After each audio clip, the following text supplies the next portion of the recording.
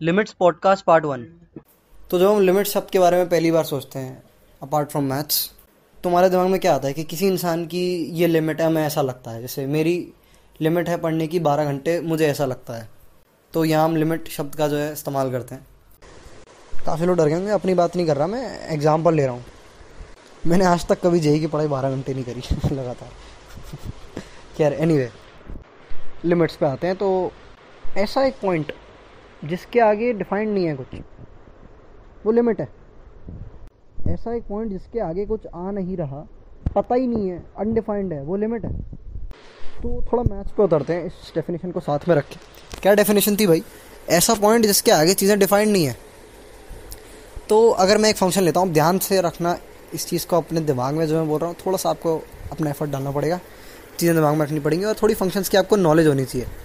देखो, अगर मैं लिखता हूँ 4/0, ये चीज़ डिफाइंड नहीं है, इसका कोई मतलब नहीं है, डिनोमिनेटर में 0 नहीं आना चाहिए, है ना, सिंपल है। तो एक फंक्शन ले रहा हूँ मैं, x-3 डिवाइडेड बाय x² - 9।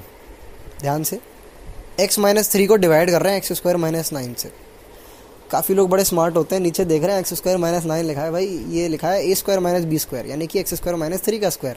इसको फैक्टराइज कर लेता हूँ, ये हो जाएगा x-3 multiplied by x+3।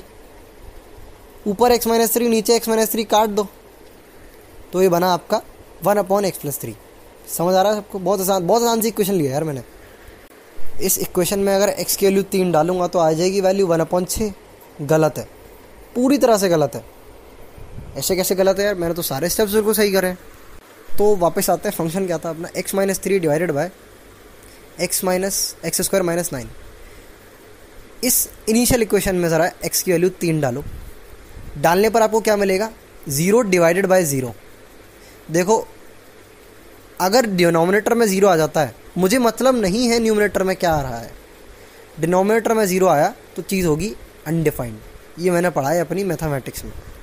Numerator से मुझे मतलब नहीं है। तो इनिशियल इक्वेशन में डिनोमिनेटर में 0 आ रहा है x की वैल्यू 3 डालने पर, यानी कि इनिशियल इक्वेशन से पता चल रहा है कि x की वैल्यू मैं 3 नहीं डाल सकता, पर रिजॉल्व करने के बाद मुझे दिख रहा है कि x की वैल्यू 3 में डाल सकता हूँ। बड़ी अजीब बात है यार, ये क्या हो गया?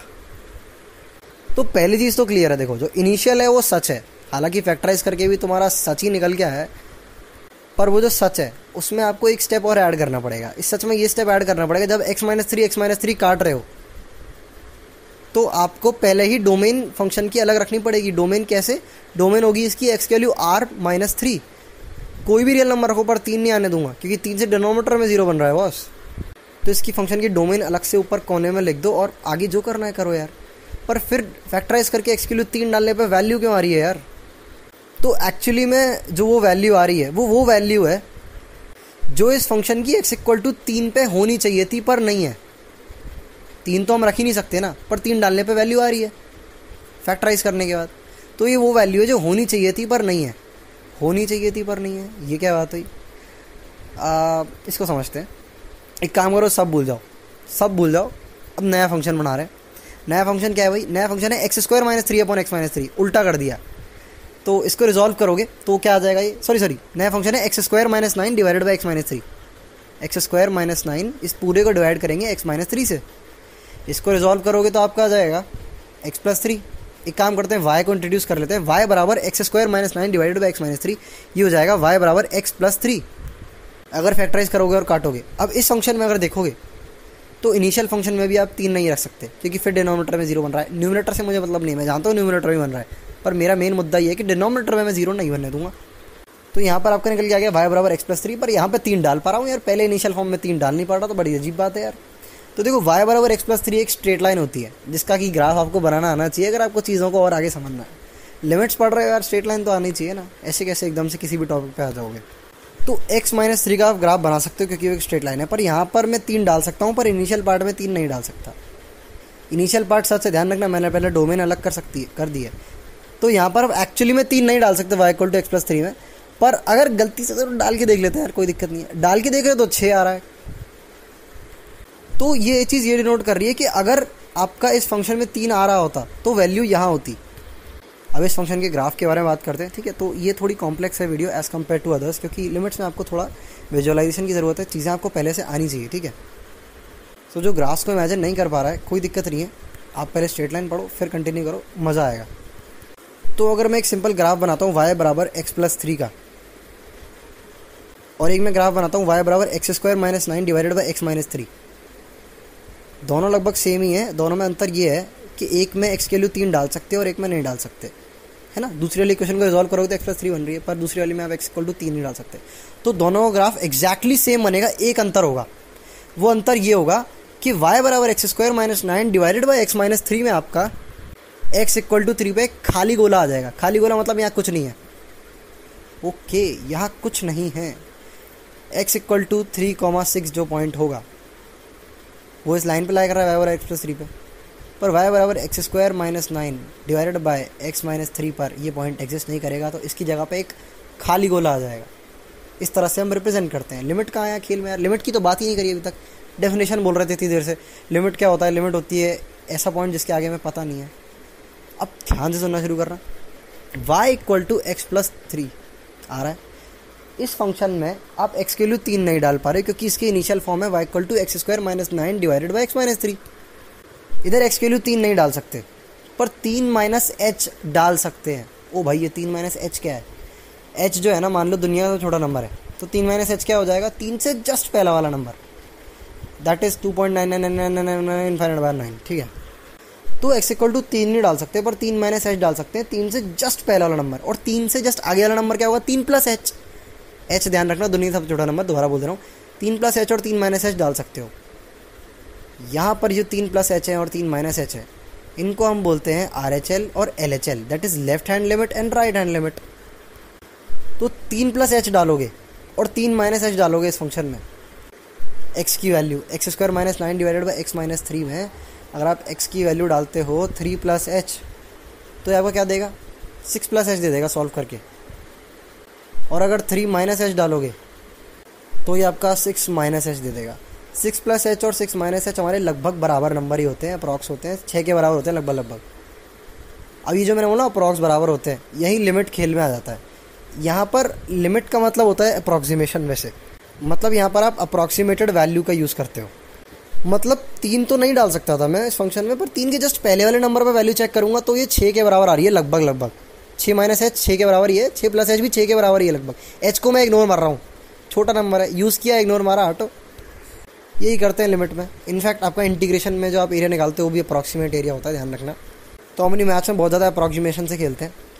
एनीवे, तो 6 - h पे वैल्यू 6, मतलब 3 - h पे x की वैल्यू 3 - h, 3 पर एग्जिस्ट नहीं कर रहा, 3 से जस्ट पहले देख रहा हूँ, जस्ट बाद देख रहा हूँ, वैल्यू 6 आ रही है।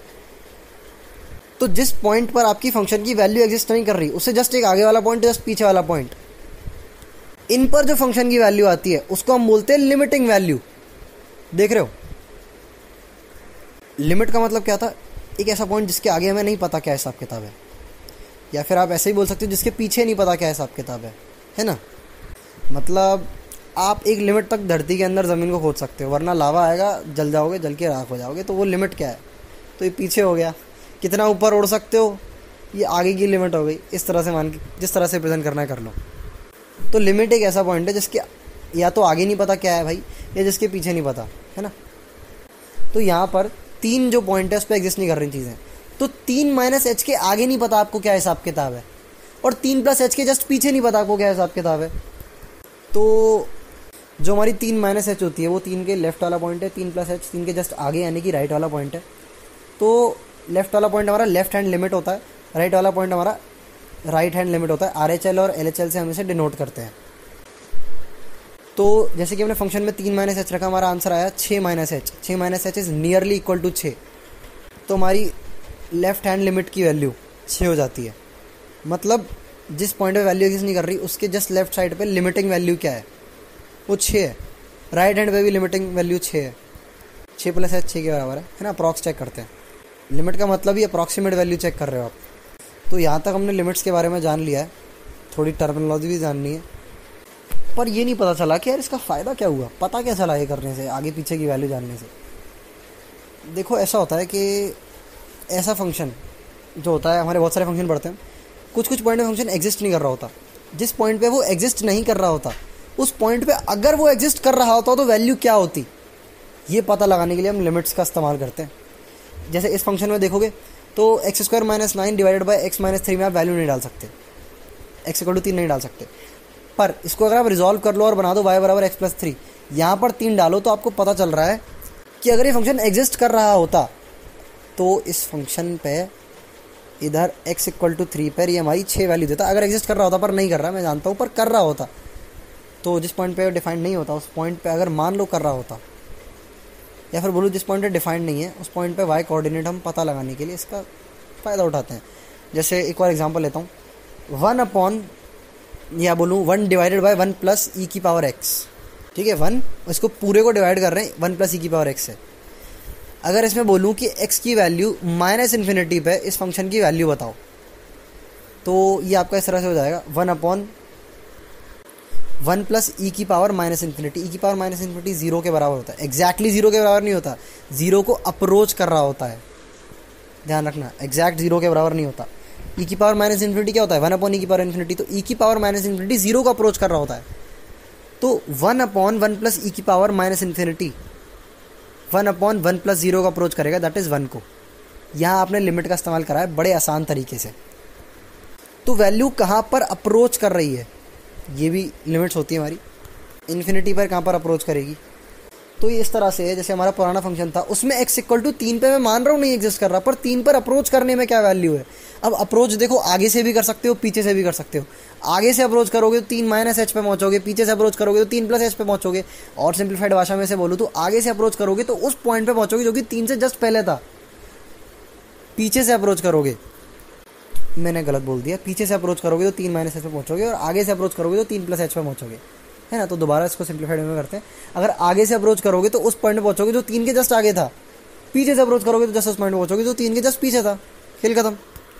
उस पॉइंट पे क्या वैल्यू है, अप्रोच करने पे क्या वैल्यू आ रही है, ये हम लिमिट्स के थ्रू पता लगाते हैं। तो हमने काफ़ी सारी चीज़ें बेसिक लिमिट्स के बारे में जान ली। इसके बाद हम थोड़ी इस तरह की चीज़ें पढ़ने वाले हैं जो कि आपको रिवाइज़ करने में बहुत ज़्यादा मदद करेंगी। तो अगर जिस बंदे ने चैप्टर पढ़ रखा है वो ढंग से देखे, और ऑब्वियसली हम चीज़ों को समझेंगे। अगर किसी की चीज़ें अनक्लियर हैं, टूटी फूटी हैं, तो तुम्हारे लिए बहुत